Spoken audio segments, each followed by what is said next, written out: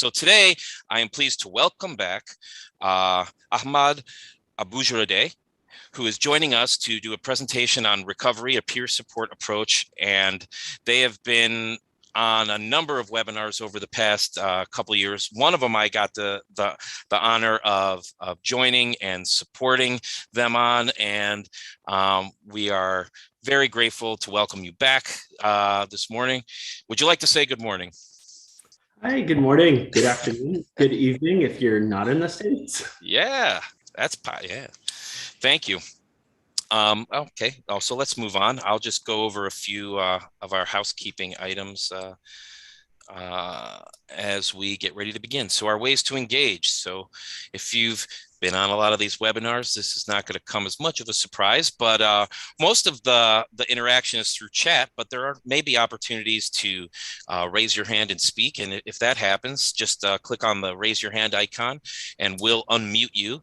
And then you just want to make sure that you're unmuted yourself so that you can be heard. Like I mentioned briefly, a lot of the conversation, if that's what we want to call it, a lot of the interaction occurs in the chat.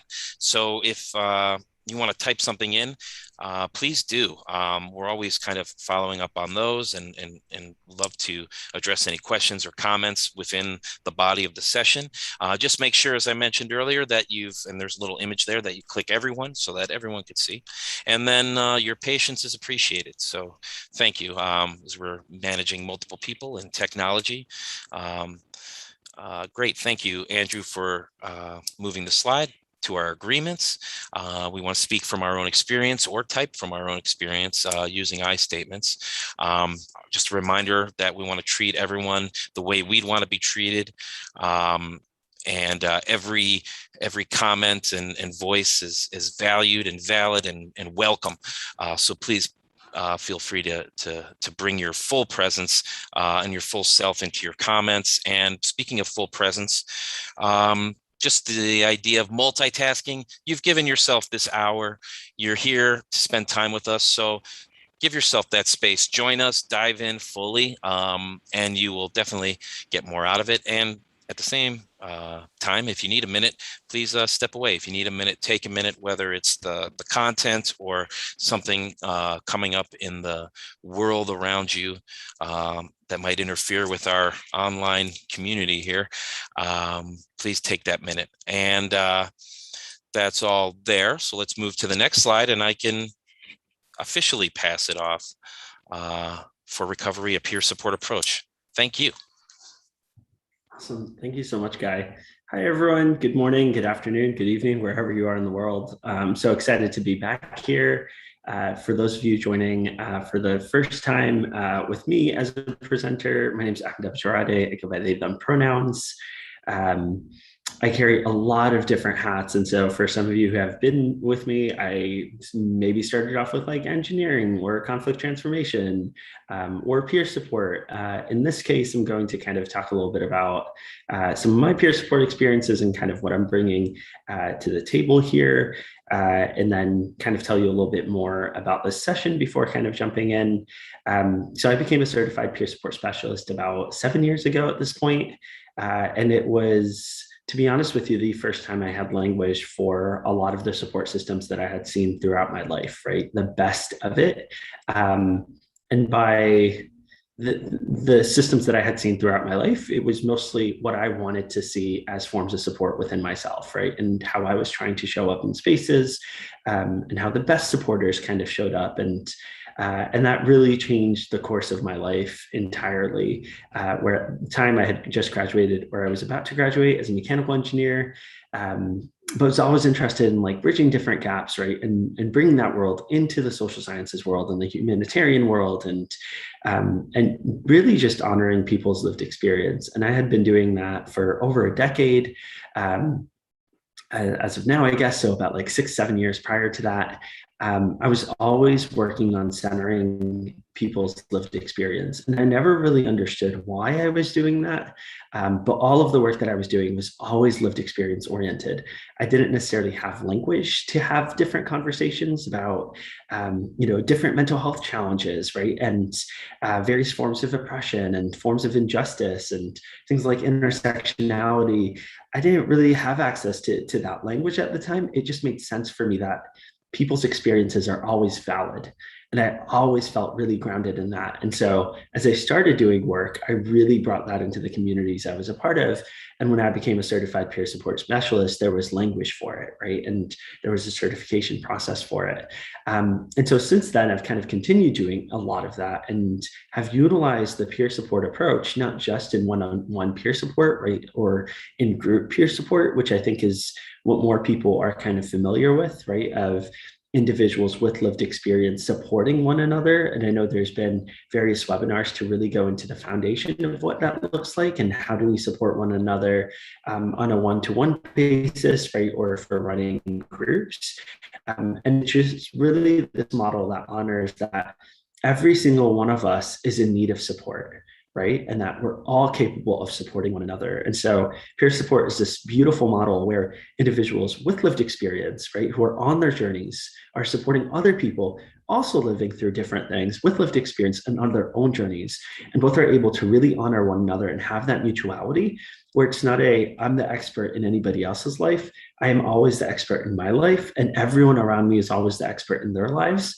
I just walk side by side along them on their journeys and support them along the way in the ways that make the most sense for them. Again, because we all need support at one point or another. And so since then, I've been kind of taking that approach into everything that I've been doing. Right? So with nonprofit leadership, consulting, working with various towns. I've worked with over 24 countries around the world. I think last I tried counting, over like 35 states. Just all that work, I always brought peer support into it, whether it was engineering, whether it was academic spaces, whether it was nonprofit settings, whether it was movement building, whatever it was, it always felt like it made sense to bring peer support into that. So today, I'm really excited to bring this conversation into the space, which, like with everything peer support, right, is something related to my own lived experience.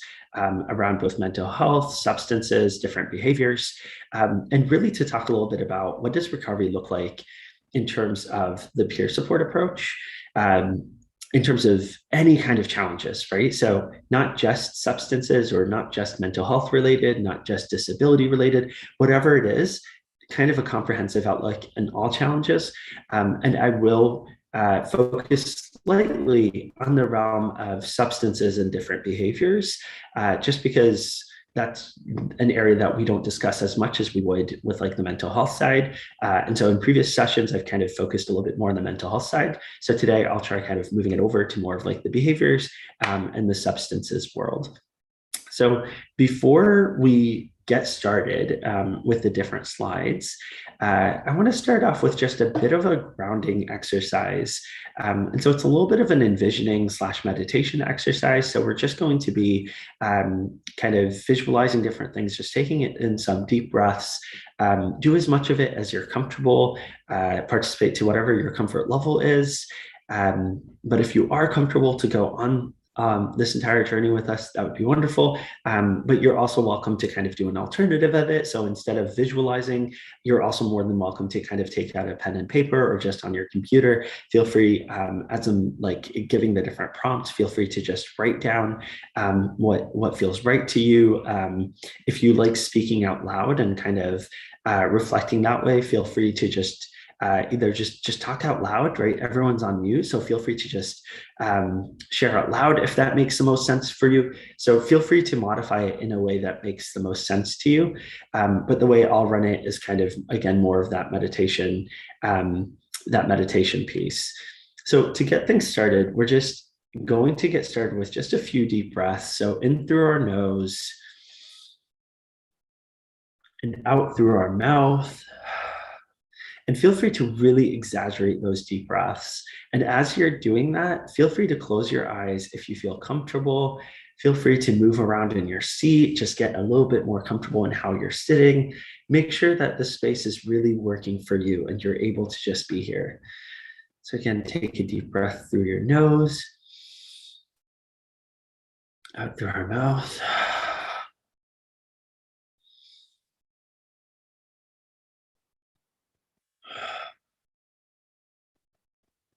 We're going to continue taking those deep breaths just to allow us to really settle in this space together, wherever you are in the world, recognizing that we're hundreds, if not thousands of miles apart. There could be oceans between us, mountains, state lines.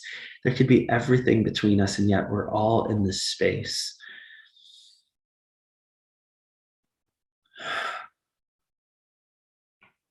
As you continue taking those deep breaths, honor anything that comes up for you. Maybe it's different things that came up earlier this morning.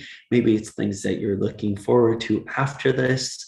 Maybe it's stressors from the night before. Whatever it is, really honor it, whatever is coming forward, and honor that after 50 minutes, you'll be able to kind of move beyond the space and really address it and allow it to just flow into the space where we can all carry it together.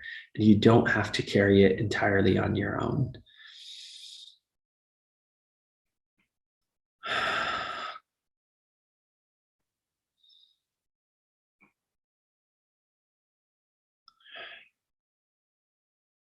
And as you continue taking those deep breaths, allow yourself to just float away in your body mind into that space above us where there's darkness, but there's so much love and light in everything that exists in that space, where you feel weightless and you could be anything. Allow yourself to just drift off with that, moving around with every deep breath, continuing to honor anything that comes forward.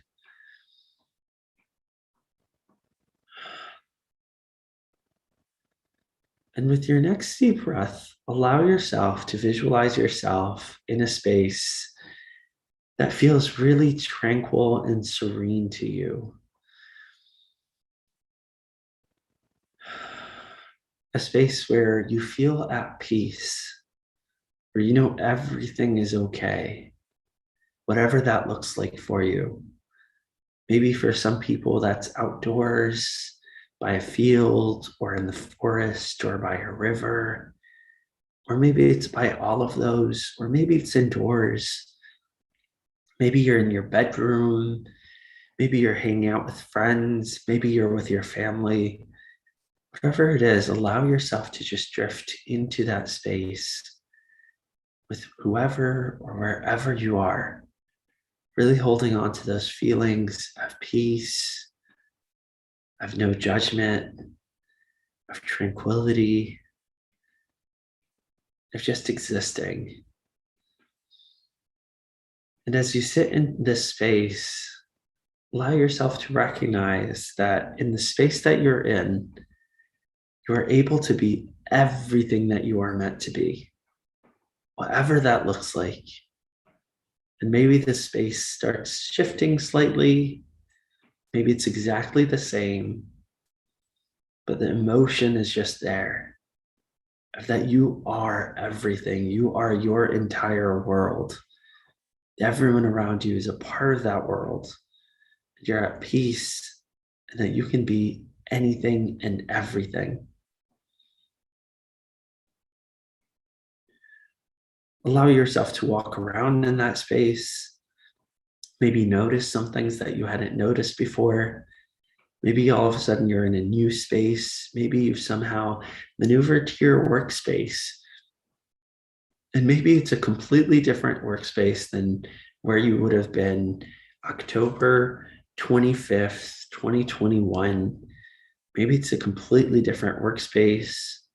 Maybe the people around you look a bit different. Maybe you're a bit older, or maybe you're younger. Allow your mind to just take you wherever it chooses to.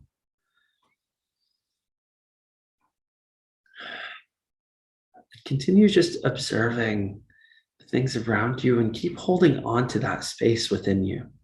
that space where you are everything that you are meant to be.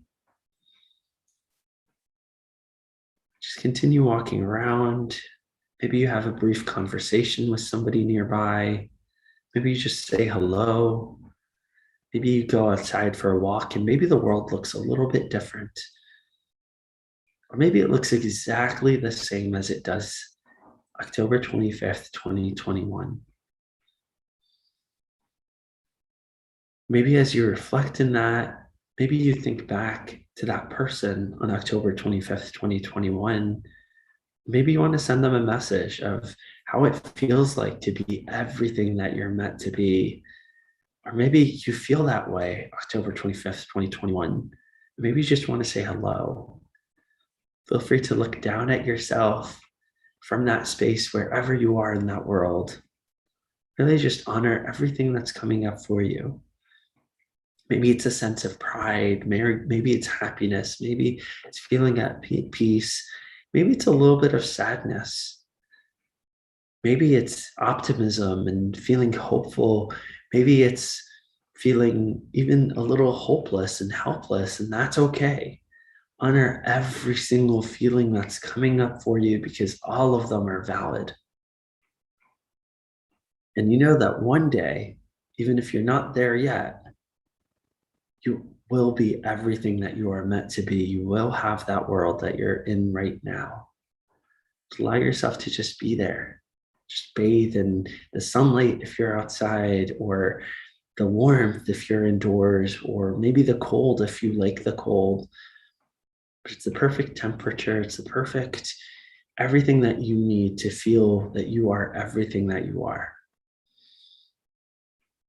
Allow yourself to, again, just keep looking around. Allow yourself to think about some of the challenges that exist in that world. Maybe they're the same challenges that exist today, but they don't feel the same because you feel different. Or maybe you already feel that way and they feel the same. Or maybe they're completely different challenges because you're in a different space. Maybe there are more challenges and they still feel different because you're different, or they're the same. Whatever it is, really honor those feelings of, regardless of those challenges, you are still everything that you are meant to be, whatever that looks like for you.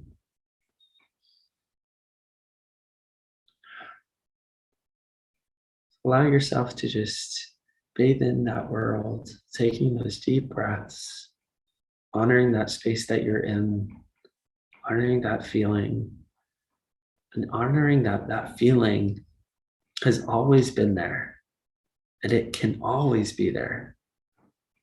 It's something that's transient and can move wherever you are, regardless of everything around you. And as you hold on to that feeling, allow yourself to begin walking away from that space, back into that space where there's only love and you're just floating. Allow yourself to honor anything that's coming up for you.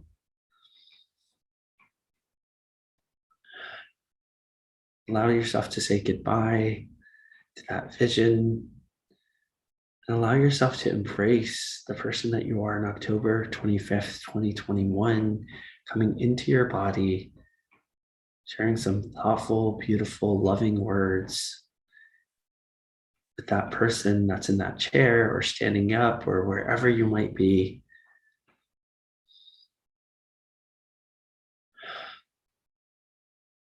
And as you continue taking those deep breaths, whenever you feel like you're ready, feel free to come back into the space, into this webinar, remembering that that feeling of being everything that you are meant to be still exists within you as it exists within all of us.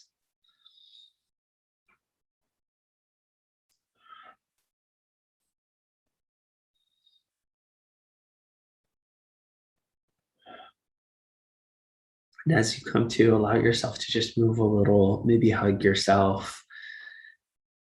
You're all off camera, and so no one's going to see this, but feel free to just embrace yourself. Just feel that warmth on your skin.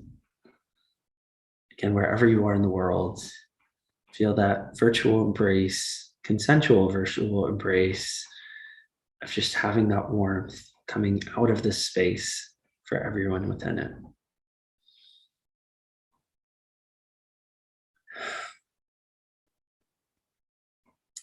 So as people kind of rejoin us, as everyone kind of joins us from within that, I would love to hear a little bit about your experience in the chat of how did that feel like for you? And if we go to the next slide, I would love you to also reflect on this question of what does recovery mean to you?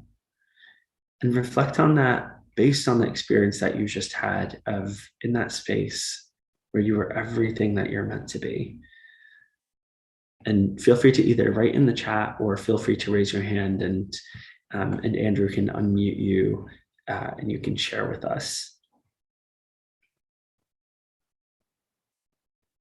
So Brenda's saying that was wonderful. Thank you, Brenda. Glad it was wonderful.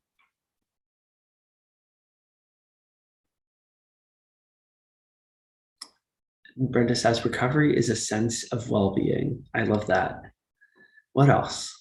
What is it for everyone here? Not official definitions, just what does it mean for you?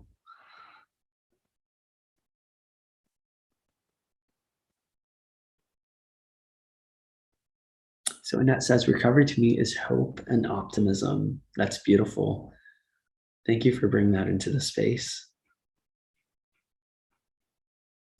St. Andrew said, recovery is personal, absolutely. And Guy says, recovery is rest and rejuvenation, absolutely. And Jenny says, feeling better or relaxed, beautiful. And Brenda says, being patient and oneself. All of those are such beautiful answers, and can't thank you enough for bringing them into the space. And I love that they're all unique to each person in the space, because that's really what recovery is. If we go to the next slide.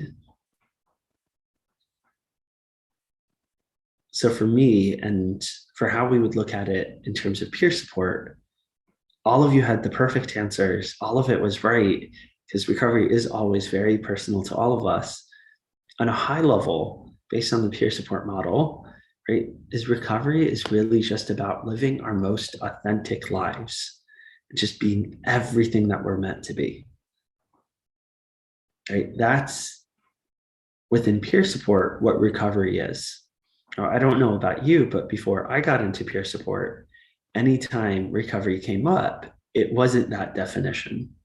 So if we go to the next slide, what I had heard about recovery is that it's about sobriety, right? Or not having triggers, or not having challenges, or not having stress, or not being on medication, or not having different mental health challenges, or forms of trauma, or so many different things. And it was quantified by those things.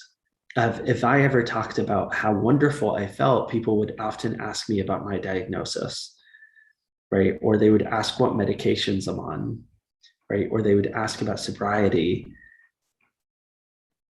But for peer support, right, and for us in this space, and again, I love all the answers that you all brought forward, because it's really in line with everything that peer support kind of believes in, is that it's about honoring our strengths, right? It's about navigating challenges in the way that makes the most sense for us, right? It's about embracing shame and other complex emotions. It's about living wholeheartedly. It's about balance in our lives, having that sense of peace. All of that is recovery. It's feeling better, relaxed. It's being patient with oneself. It's rest and rejuvenation. It is hope and optimism. It's personal. It's a sense of well-being. It is all of those things, and it's not about any of those other things. Now, for some people, living our most wholehearted life could include sobriety, right? It could include having no medications for certain things, right? It could be moving away from certain triggers, right? Or stressors in our life, or challenges. But that's just a piece of it. And we each get to determine what that looks like for each of us. It's not a one size fits all model. if those things are helping us live our most authentic life, living wholeheartedly, and they're doing all the things that you all mentioned, then wonderful. But if they're not, then to me at least, they're not really that recovery piece, right? Because recovery is beyond all of that. It's so much larger and so much more beautiful. So if we go to the next slide,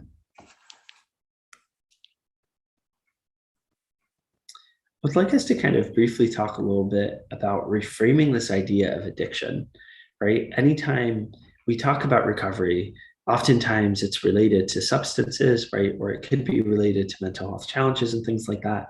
But usually it's related more towards substances or different behaviors. And it's seen as this this thing that that we absolutely have to eradicate within our lives, right, of specific substances or specific behaviors. And I really want us within the space to just reframe it slightly. And this isn't saying that if the way that you look at recovery is different, that you're wrong. You're absolutely not, right? We each get to define it for ourselves, right? This is kind of just looking at how I view it and how the peer support model would kind of view it, right? And it's really kind of reframing that concept from something that is highly stigmatized, right? When you hear addiction, we think of a lot of really awful things because it's highly stigmatized within our society. And instead, it's kind of moving away from that and away from that language and just really thinking of it as different behaviors or substances that are serving us well, things that are not. It's really that simple. And the reason I like framing it that way is because it allows us to move away from just the stigmatization of different substances, and in particular, different individuals utilizing different substances.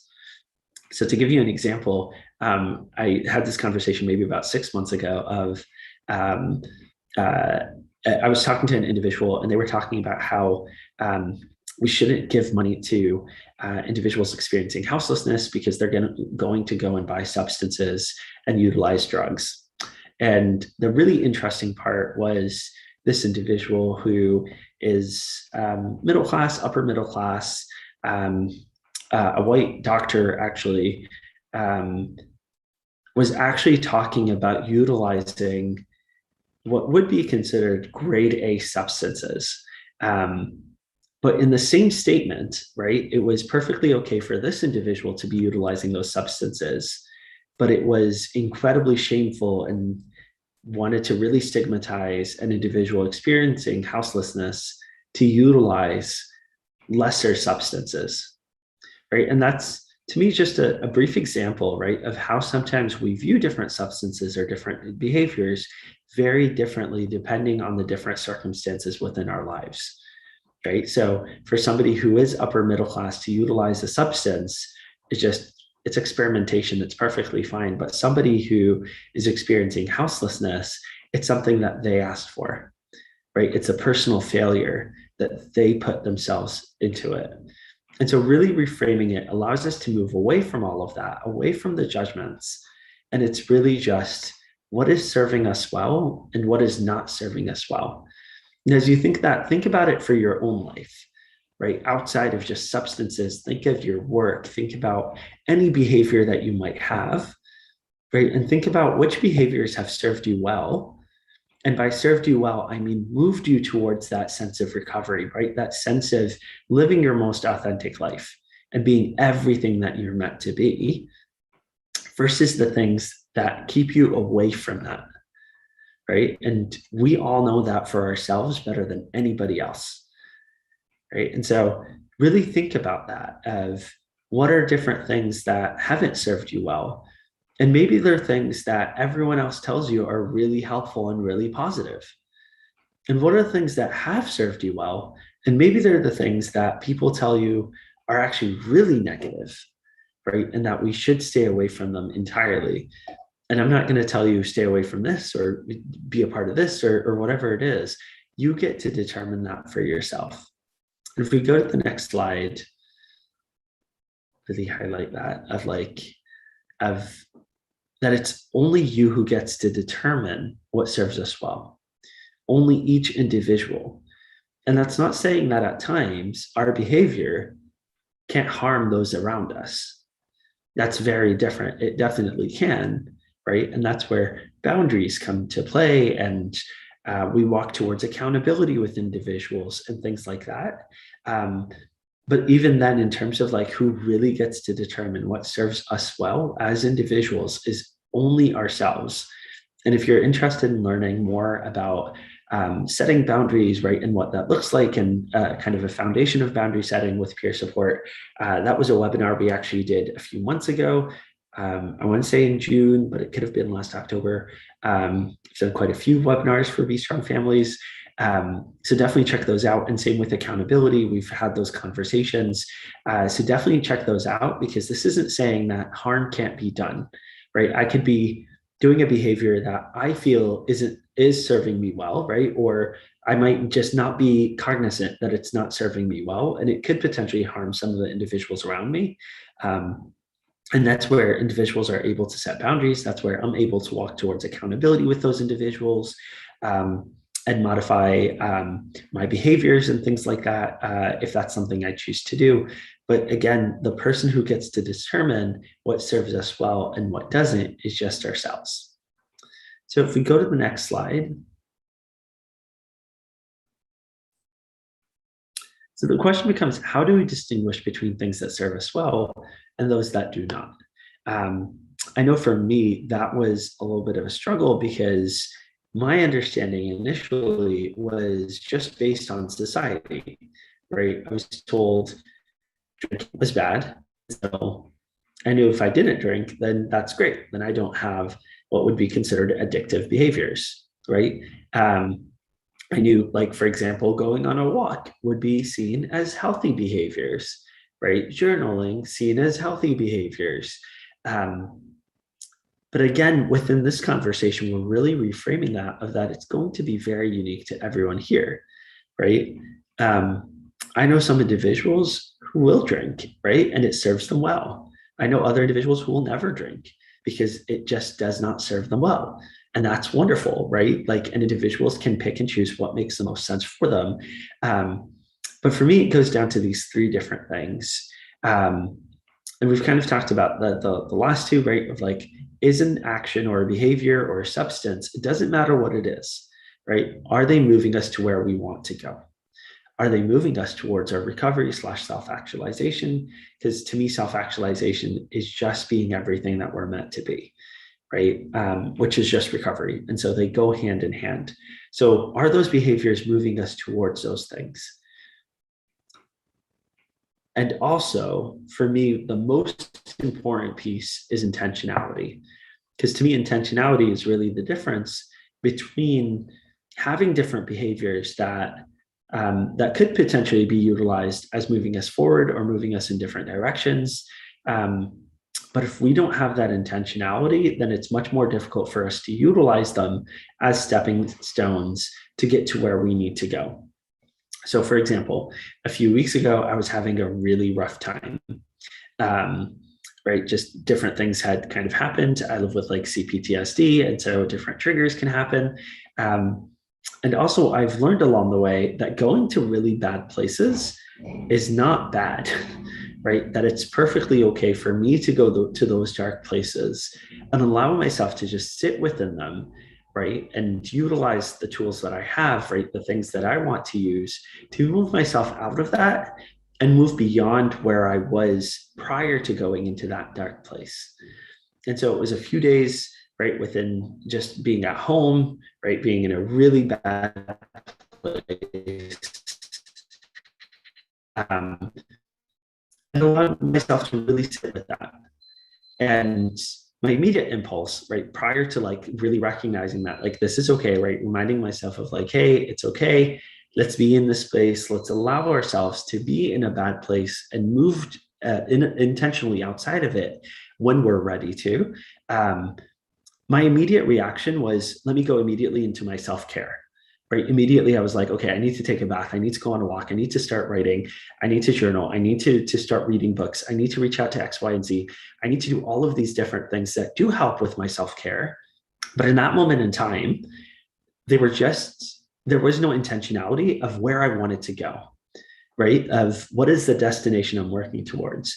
And the reason I like starting with that brief exercise that we did is really to allow us to have a destination, right? Of that's the goal. That's where we want to be, is within that feeling, right? Where, and living in that world where we are everything that we're meant to be, where in every part of our life, we're able to feel that, where we're able to see the world with I guess with that vision, right, and working towards it. But all of those were just actions to try to avoid going further into a dark place, which isn't saying that that's awful or anything like that. Sometimes that's necessary and that's beautiful, and there's nothing wrong with it. But for me at the time, I really wanted to kind of take that step back and really have a destination.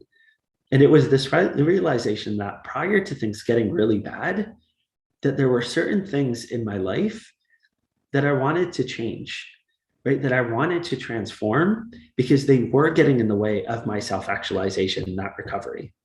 And so instead of just throwing self-care at the problem, right, which was those feelings, I allowed myself to kind of take that step back, really sit with those what would be considered really awful feelings, right, and visions, and just being in a really bad place, and instead really honoring that this is part of that journey for that recovery. And intentionally speaking, I could utilize different things to move me to that space that I want to go to, that moves me away from those initial challenges that existed prior to the bad place. And so instead of just taking a bath and writing and calling everyone and things like that, I actually almost did the opposite.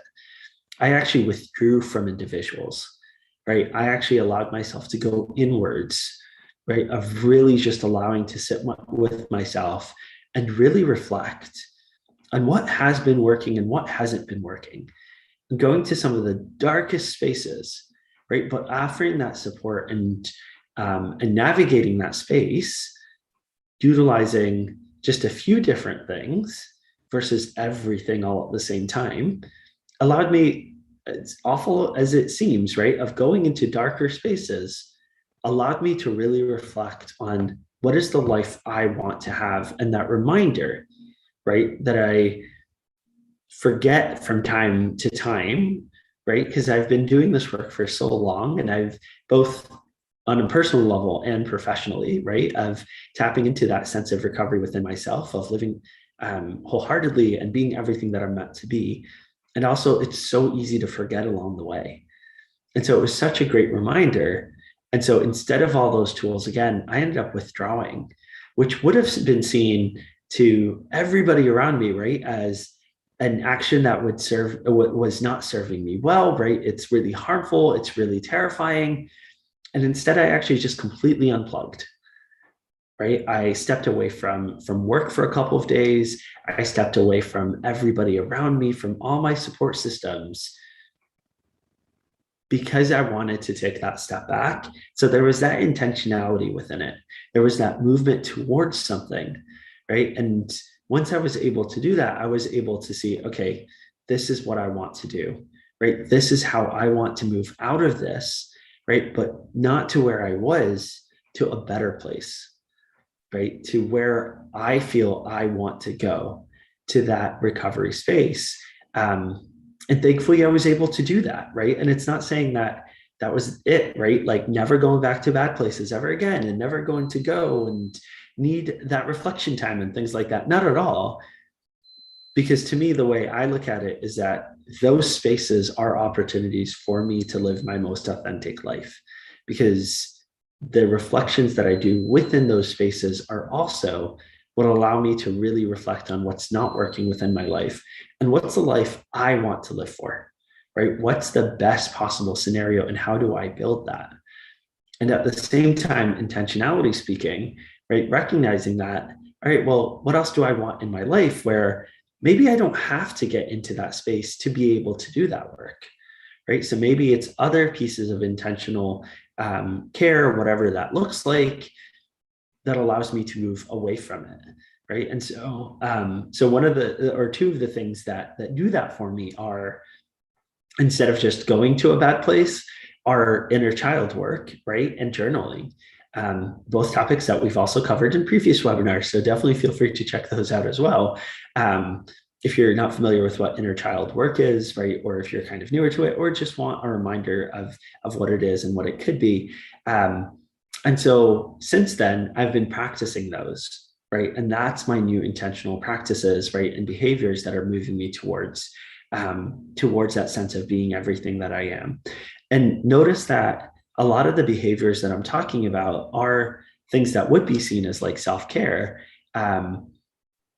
And that's also part of this conversation of even the things that would be seen as self-care to somebody could be some of the things that prevent us from moving forward. So one of the reasons that I moved inwards, right, and kind of moved away from a lot of the people around me, because everybody around me is so loving, right? And they know when I go into a bad place, they know how to react normally, right? With so much love and so much compassion. And by everyone, I mean like my close family, my close friends, right? Like the support systems I've built for myself over the years. And it took years to build this. But they're so beautiful. And also, normally that's what I need. Normally I need love. I need a lot of compassion. I need all of that support. I just need space to exist. Right. But what I needed most in this moment is also individuals to walk towards accountability with me, to challenge me in different ways, and to challenge me in different ways in terms of how I'm living my life that are different than the vision that I have for my life and the values that I am living by. And ordinarily, people will do that. I love my support system, right? They will do that. There are a few certain individuals that will walk towards accountability with me, right? In the most beautiful and loving of ways. And but they're not used to that within that kind of space, right? And so I needed to kind of take a step back because it was too much work to go and be like, support system, I love you. You have so much love, so much compassion. I'm so grateful for this. This is so great. And also I need this differently. I didn't have that kind of energy. And so instead I moved backwards, even though they're incredibly healthy, right? But in that space and time, that coping mechanism, that self-care, that wasn't necessarily serving me well because I needed something slightly different, right? And now, fast forward a few weeks, right? We've had some of those conversations of, hey, in the future, sometimes I will need this. And so please check in if I go into a bad space of like, hey, can we check in, right? Like, what do you need in this moment in time? And be aware that maybe I do need to walk towards accountability. Maybe I want to brainstorm different ways to bridge the gaps between how I'm living my life and the ideals and the values that I want to be living by and where I want to go. And so that's really that intentionality that I'm kind of referring to. So I'll kind of pause there before we move to the next slide, to see if there are any questions, comments, what's kind of coming up for individuals after hearing all of that.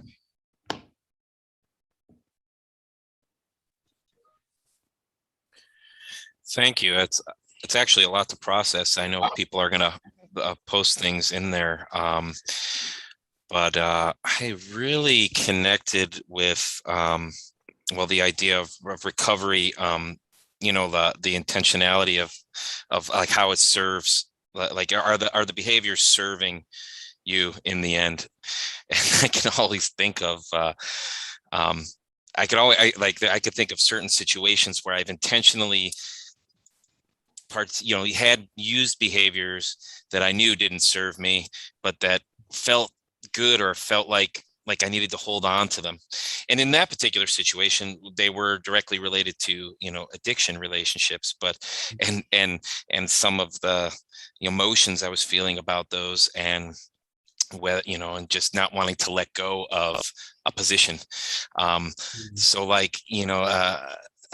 so I mean, it's just I don't know, it just really spoke to me to think about, okay, I mean, I guess it's something I know, and it's always like the truth coming back and coming back. But what is really serving you well in your recovery, and like doing the best you can be, like moving does this move you a few inches on the board, or not? So taking the awareness and putting it into practice was really just interesting to hear your perspective on that. Yeah, absolutely. Thank you so much for sharing that. And I think that brings something like that I don't know how much of this I mentioned, right? But also having that awareness, right? Of like, okay, I have these specific behaviors, right? They're not moving me to where I want to go. Intentionality is also recognizing that we have the autonomy to make the decision to say, all right, well, this isn't getting me to where I need it to take me in the long run, but maybe it's okay for now, right? Maybe I still need to be in this space to really be able to get to where I want to go. And that's okay too, right? Because then you have that intentionality, that awareness, and this isn't coming from a place of things like denial, right? This is why this is so internalized. This is entirely about us. So this isn't us justifying it to anybody else, right? Of really just being like, you know what? It's okay to be stuck right now, right? It's okay to not have everything moving towards where I want it to be, but I want to get there at some point, right? And like having those check-ins of, all right, maybe now I am ready to move past one of these and move it towards something that is helping me get there. But it's okay to also like pause but to me, that intentionality makes such a huge difference because it allows us to own our lives, right? It allows us to say, you know what, I am in charge, right? This isn't else defining who I'm meant to be. This isn't somebody else saying, well, I need to get to that world, right, of where I am everything that I'm meant to be today, right? Like things take time and that's okay. And so we're able to honor ourselves in different ways as we navigate that journey in the ways that make the most sense for us. Yeah, thank you for that. So far, I haven't seen any other comments pop in. It's a lot to take in, I'm sure. Yeah, that's all right. It's definitely a lot. So definitely like allow it to sit with you. But if we go to the next slide, I actually wanted to put out a question for everyone here. Of like, what are some of the things that move you towards recovery, or what are behaviors that serve you well? No explanations needed. Just what are some things that do move you towards that, right? To that world of where you're everything that you're meant to be, that self-actualization, whatever you want to call it. And the reason I asked this question, as people kind of think about this and want to write down their answers, if you're comfortable in sharing, is as I was kind of creating this, I was like, all right, how do I, tell people like, here are some pathways, right, for recovery and things like that. And as I was thinking about it more and more, recognizing that that would actually be counter to the peer support model, right, of trying to tell people what could potentially move them towards recovery. And instead really want to honor that, again, every single person has completely different things that move us towards where we want to be versus things that don't. Right. And they could be contradictory and conflicting and all of those things. And that's beautiful. Right. So I wanted to put this question out there for everyone here. If you're comfortable in sharing, what are things that move you towards that, that you would be comfortable in sharing?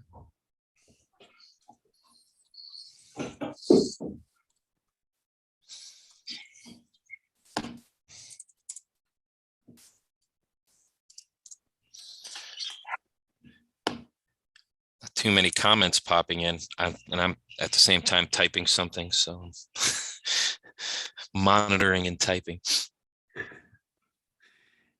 All right. I see Brenda says several of my kids ground me and help me to recover. That's beautiful. Thank you for that, Brenda. Fanny says, for me, it's family. That's beautiful. What else?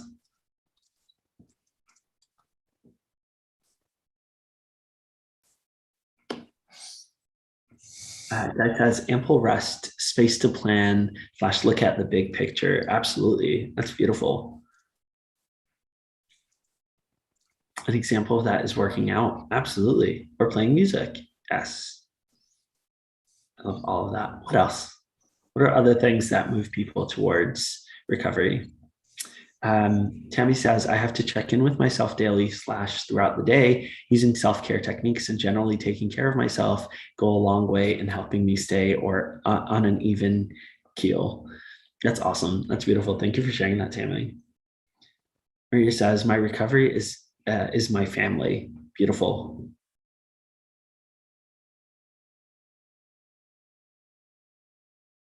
What else?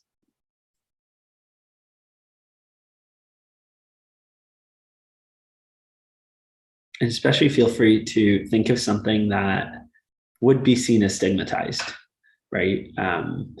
As slightly frowned upon, like with me withdrawing, right?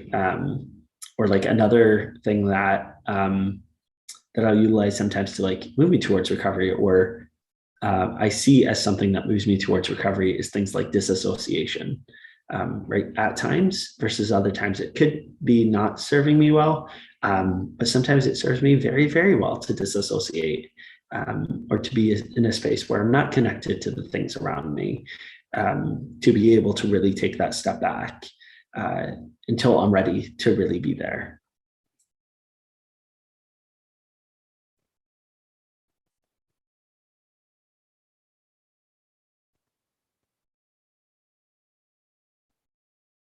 Anybody else? Oh, Guy says, with that in mind, holding on to resentment. Absolutely. Right. Like forgiveness is beautiful, and also resentment is too. I know like, I will hold on to hatred sometimes, and that's beautiful. Like, why not? Yeah. Yeah. It's hard to say out loud, but that's a great point. Yes, yeah. No one wants to admit, hey, I'm holding on to hate. Because like you say, that it's, in the long run, maybe a barrier to where you're trying to get. But at the Yeah. same time, anything a part of the process is a step towards your resolution, maybe, or your journey, step in the journey. Yeah, absolutely. And Tammy says, I have to work at it continuously. I find if I start ignoring these things, I will start slipping back into depression and or having more anxiety symptoms. Um, I still deal with PTSD nightmares, and I am continuously working on ways to deal with those. Uh, awesome. Thank you, Tammy. And Brenda says, I agree with Tammy. Even when I don't see myself doing something that serves me well, making a plan, example, trying again the next day, instead of dwelling on what I didn't do right. Yeah, absolutely. Um, and so definitely continue kind of thinking of that, right? Of every day, every behavior is either something that's serving us well or something that's not serving us well, right? It's not just, all right, well, this drink serves me wrong, right? This journal serves me right. It's not as simple as that. It is so much more complex. Every behavior can either serve us well or serve us um, or not be serving us well in a moment in time, and that can shift, right? Day to day, it can go from 1 week journaling is what I need to do, to the next week, all of a sudden journaling is actually the behavior that's preventing me from being everything that I'm meant to be. Right. And so checking in with ourselves along the way of really being intentional about what is our destination, right? Where are we heading towards? What are the things that are serving us well? What are the things that are not? And really honoring that we're each on our journeys, right? Each of our journeys are going to be unique. They're not going to look anything like anybody else's. And nobody else is an expert but us. That's really what peer support is telling us. Um, and Tammy says, yes, Brenda, it is hard not to live in the past. Absolutely. And sometimes, you know what? On some days, if you need to live in the past, maybe that's what serves you well. And that's okay, right? Only you get to determine that. So again, just always keep those things in mind as you're working on your journey, right? Getting to that place where you're everything that you're meant to be, right? You're living your most wholehearted lives, whatever that looks like. And again, that could be today, that could be tomorrow, that could be every single day. regardless of the challenges, regardless of the different things that are coming up. Because a perfect world isn't a world without challenges. It's not a world without pain. It's not a world without stress. It's a world where we're still able to be everything that we're meant to be and utilizing those things to get there, right? Continuously. And it's not something where we have to wait for the destination to get there. It's something that we live day in and day out and make those determinations within the circumstances that we're living through every single day of our lives. So with that, I'll kind of end there. If we go to the next slide, it just has some of my contact information. Feel free to get in touch if you have any questions or comments or thoughts. But thank you again for having me, and so excited that a lot of you came back from other sessions. And those of you that were new, it's such a pleasure to virtually meet you. Thank you again. You've been such an incredible group. Thank you. The pleasure is ours. Your presentation style is so calming and so calming and relaxing and poignant, and just really appreciated everything you shared today. Thank you. Oh, let's move to the next slide. Yeah, Brenda agrees. Very calming. So what do we want to amplify this week? Let's hashtag amplify peer support. Andrew's also putting on a poll. If you could complete that real quick, that would be helpful. But we're talking about amplifying on social media, peer support, and it could also, you could expand that hashtag into specifically about recovery, whatever that means to you. Wanted to also let people, make sure folks were aware of our Recovering Together Cafe process and some of the resources and trainings coming up. One of them is our Recovering Together Cafe in a Box, modeled after the 6 domains of vitality. We have our protective factors, not ours, but the protective factors, and the domains of vitality, and structuring these peer-to-peer conversations using the cafe process under that model around this idea of recovering together. And if you can move to the next slide. By the way, those resources are available on our website. And if you and your organization, team members are interested in becoming trained on delivering Recovering Together cafes, we have a upcoming training. It's an online training. It goes over the course of a few days. This is a registration link here. You can also find information on our website. And if you're on our mailing list, you'll be getting those insights. And then Be Strong Families webinars this week. We have today, and then we have tomorrow, martes, because tomorrow's and Thursdays are in Espanol, and Wednesday is in English, Parent's Journey, Parenting a Child with Invisible Handicaps. That'll be presented by Kathy and Dana Vasos. And I didn't mention this, but I will. Tuesday's presentation is from Betty Giacoma. I'm just butchered her name, my apologies. And on Thursday with Hector Salazar. And then Friday, we have our weekly taste of a Recovering Together cafe. So the cafe process I mentioned, join us on Friday and you can get a sample of what one of those cafes looks like. Subscribe to us on YouTube, be our social media friend. This webinar was live. We're live on YouTube. It's like we're superstars. We're cast to the world. You can access our YouTube through the bit.ly link below, through the QR code. Like and subscribe. We're on Facebook, Twitter, Instagram, not TikTok, but we're on LinkedIn. Maybe we need to get on TikTok. What do you think?